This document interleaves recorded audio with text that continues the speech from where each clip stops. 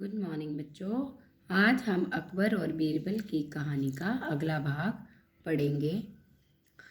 जहाँ पना एक जंगल में एक झोंपड़ी में एक गरीब किसान रहता था।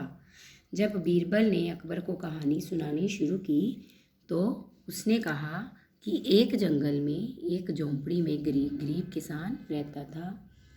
जहाँ पना मीन्स बादशाह। वह बहुत बहादुर था, इसलिए उसे बीहड़ जंगल में भी अकेले रहते डर नहीं लगता था। बीहड़ मतलब भयानक और जहाँपना मतलब बादशाह। उसने बादशाह से कहा कि एक गरीब किसान जंगल में एक झोंपड़ी में रहता था और वह बहुत भयंकर जंगल में अकेले रहता था, लेकिन उसे डर नहीं लगता था। उसने झोंपड़ी के आसपास की उपजाऊ ज़मीन में दान बो दिए थे और जो उसकी झोंपड़ी के आसपास जितने भी उपजाऊ भूमि थी, ज़मीन थी, उस पर उसने धान बो दिया था। धान मतलब गेहूँ बो दिया था। उपज अच्छी हुई, पर अक्सर पक्षी अनाज के दाने मुंह में दबाकर ले जाते थे। तो जब भी फसल अच्छी होती तो जो अनाज के दाने थे वो पक्षी अपने मुंह में दबाकर ले जाते थे। तो इस समस्या से छुटकारा पाने के लिए किसान ने एक बड़े से मटके में अनाज भरा और उसका मुंह बंद कर दिया। मटके में बाईं तरफ एक छोटा सा छेद कर दिया।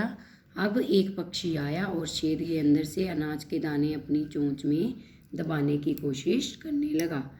तो उसने क्या किया कि एक बड़ा सा मटका लिया, उसमें अनाज को डाल दिया और अनाज के दाने उसमें डाल के उसको ऊपर से बंद कर दिया और बाईं तरफ एक छोटा सा छेद निकाल दिया ताकि अगर पक्षी आए तो उसमें से अनाज का दाना ले जाए। और जब भी पक्षी आता और छेद के दाने के अंदर से अपनी चोंच में दाने दबा कर ले जाने की कोशिश करने लगा।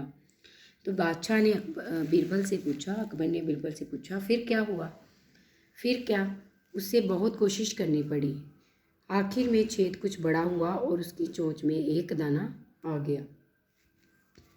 तो जो पक्षी था उसने बहुत कोशिश की कि उसकी चोंच में कुछ दाना आ जाए, कोई दाना आ जाए। तो जब छेद थोड़ा सा बड़ा हुआ तो बार बार चोंच मारने से जो छेद था वो बड़ा हो गया थोड़ा सा और उसकी चोंच में एक ही दाना आया।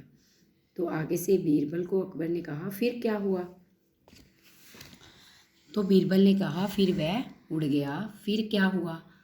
फिर अकबर ने कहा कि फिर क्या हुआ?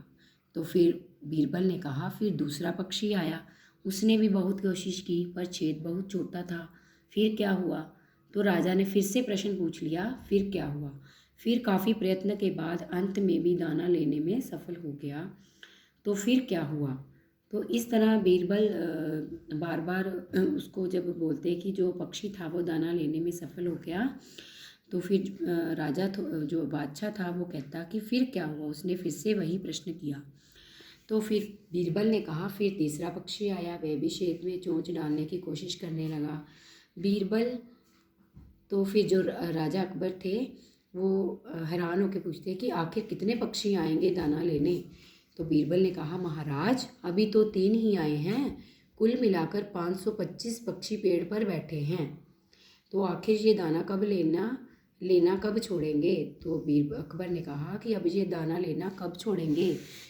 तो बीरबल ने कहा कि जब आप फिर क्या हुआ कहना छोड़ेंगे, कि जब आप ये कहना छोड़ दोगे फिर क्या हुआ, तो तब वो पक्षी भी आना छोड़ देंगे। अब अकबर को अपनी गलती का एहसास हुआ और उन्होंने कहानी सुनना छोड़ दिया। अब उन्हें नींद आने लगी। तो बच्चों इस तरह बीरबल ने अपनी इस कहानी में अपने दिमाग का इस्तेमाल किया और राजा को उसकी गलती का एहसास दिलाया। धन्यवाद।